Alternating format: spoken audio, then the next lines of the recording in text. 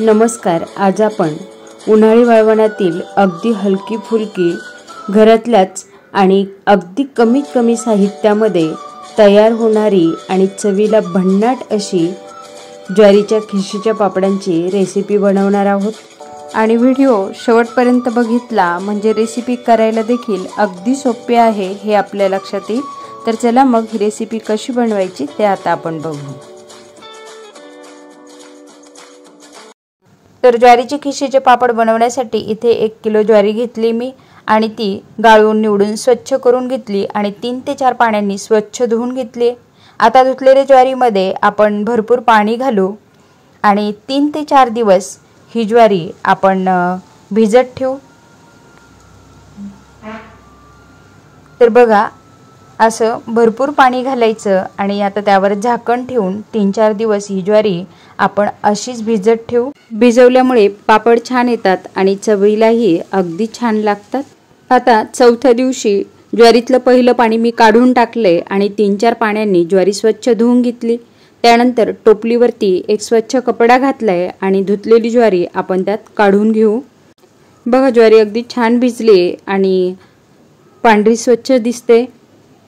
तर सर्व ज्वारी आपण ह्या टोपलीमध्ये काढून घेऊ आणि पूर्ण पाणी निथरेपर्यंत आपल्याला ही ज्वारी अशीच टोपलीमध्ये ठेवायची आहे. ज्यावेळी पूर्ण पाणी निघून जाईल तेव्हा आपण ही ज्वारी सावलीमध्ये स्वच्छ कपडा ठेवून त्यावर वाळत घालू आणि अगदी 3 ते 4 दिवस कडकडीत होईपर्यंत आपल्याला ही ज्वारी सावलीमध्ये अशीच सुकवून घ्यायची किंवा वाळवून घ्यायची आणि त्यानंतर पिठाच्या गिरणीतून आपल्याला ही ज्वारी बारीक दळून आणायची. तर बघा ज्वारी अगदी बारीक दळून आणली आपण गिरणीतून. आता हे पीठ आपण वस्त्रगाळ करून घेऊ आणि त्यासाठी एका भांड्याला आपण कपडा लावू. ओढणीचा किंवा साडीचा कपडा आपण बांधायचा आहे आणि त्यानंतर आपल्याला हे पीठ गाळून घ्यायचे. मात्र कपडा असा घट्ट बांधायचा म्हणजे पीठ व्यवस्थित गाळता येतं आणि त्यानंतर त्यावर थोडं पीठ टाकून आपण हाताने असं फिरवून गाळायचं. आता वरती हा कोंडा असतो आणि आता पीठ आपलं सर्व गाळून झालेलं आहे. बघा अगदी मैद्यासारखं बारीक पीठ आपल्याला पापडासाठी मिळाले. आता हा वरचा जो कोंडा आहे तो भाकरीच्या पिठामध्ये मिक्स करून भाकरी केली तरी चालेल. आता तयार पिठामध्ये पापडासाठी लागणारा मसाला आपण यात मिक्स करून घेऊ म्हणजे एकसारख्या चवीचे पापड तयार होतात. तर सर्वप्रथम 1 मोठा चमचा आपण यात सैंधव मीठ घालतोय. मात्र चवीप्रमाणे आपण कमी जास्त केलं तरीही चालेल. आणि त्यानंतर 2 चमचे इथे मी पापड खार घालते. पापड खारामुळे पापड छान फुलतात, हलके होतात आणि चवही छान लागते. त्यानंतर यामध्ये आपण 3 ते 4 चमचे पांढरे तीळ घालणार आहोत. त्याने चव अगदी छान लागते. मात्र हे ऑप्शनल आहे, नाही घातली तरीही चालेल. त्यानंतर आपण यात 1.5 चमचा जिरं घालू. जिऱ्यामुळे थोडासा कलर पिवळसर येतो मात्र चवीला अगदी छान लागतात पापड. सर्व मिक्स करून घेतले आपण आणि आता यात 1 चमचा आपण हिंग घालू. तर हिंगाने देखील अतिशय छान चव लागते. तर सर्व पीठ छान मिक्स करून घ्यायचे आणि त्यानंतर आता खिशी घेण्यासाठी आपण पीठ मोजून घेऊ. तर इथे मी ह्या मोठ्या वाटीने 2 वाट्या पीठ घेतलंय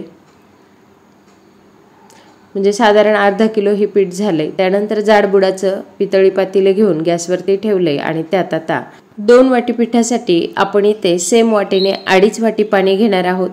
मात्र हे पाणी कमी अधिक लागू शकतं कारण ज्वारी कशी आहे त्यावर ते अवलंबून असतं आणि म्हणून आपण जर अगदी छोट्या वाटीची आधी जर खिशी घेऊन बघितली तर पाण्याचं प्रमाण आणि पापडाची चव हे दोन्ही आपल्या लक्षात येतं.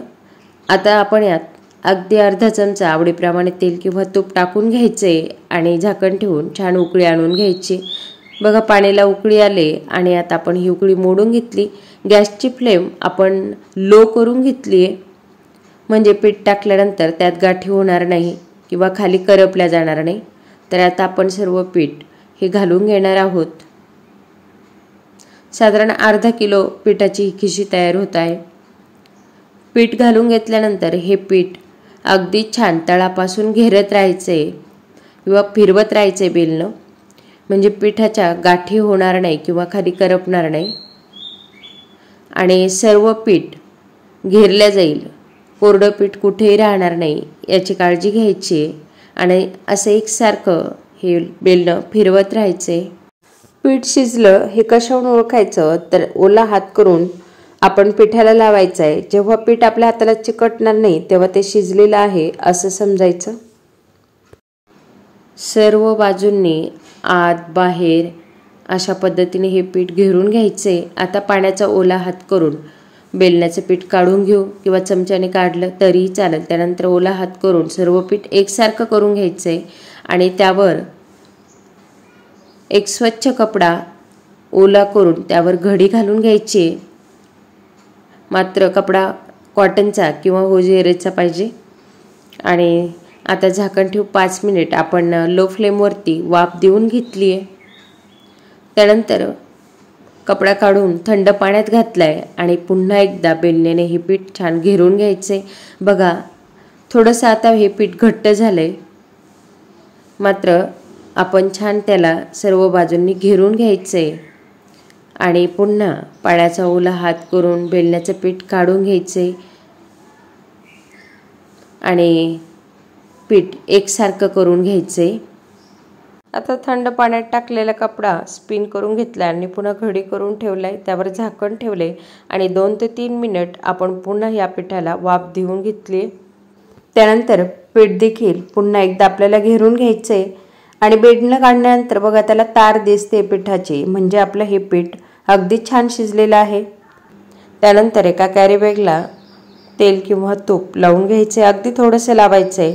त्यानंतर त्यात पीठ घालून असं हाताने छान चोळून घ्यायचे आणि बघा अगदी छान मऊ लोण्यासारखा या पिठाचा गोळा तयार होतो।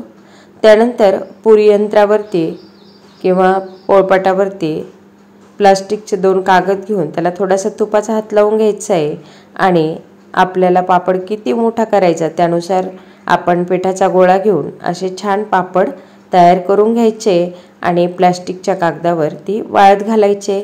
आता दुपारचे 1:30 वाजलेत आणि बाहेर खूप ऊन झाल्यामुळे मी घरातच हे पापड सुकायला टाकले फॅनच्या हवेखाली आणि बघा अगदी घेतलेल्या पिठाचे पापड तयार होईपर्यंत पहिले पापड अगदी छान वाळून तयार झालेत। तर बघा रात्री 10 वाजेपर्यंत सर्व पापड सुकून तयार झालेत। पापड मी एका मोठ्या पाटीमध्ये ठेवलेत। आता ही पाटी रात्रभर अशीच फॅनच्या हवेखाली आपण ठेवणार आहोत आणि उद्या सर्व पापड दिवसभर उन्हात वाळत घालणार आहोत। तर बघा दुसऱ्या दिवशीच्या कडकडीत उन्हामध्ये मी हे पापड अगदी छान वाळवून घेतलेत, म्हणजे 1-2 वर्ष देखील ते छान राहतात।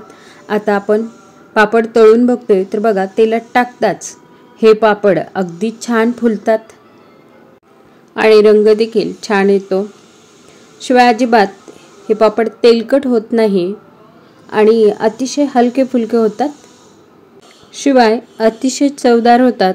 हे पापड आपण भाजून देखील खाऊ शकतो, भाजल्यानंतरही अगदी छान फुलतात ते। तर बघा अगदी अबालवृद्ध चवीने खातील असे हे ज्वारीचे खिशीचे पापड आहेत। तेव्हा माझी ही रेसिपी आपण देखील नक्की ट्राय करा आणि व्हिडिओ आवडल्यास लाईक करा, शेअर करा आणि माझ्या चॅनलला सबस्क्राईब करा। थँक्यू।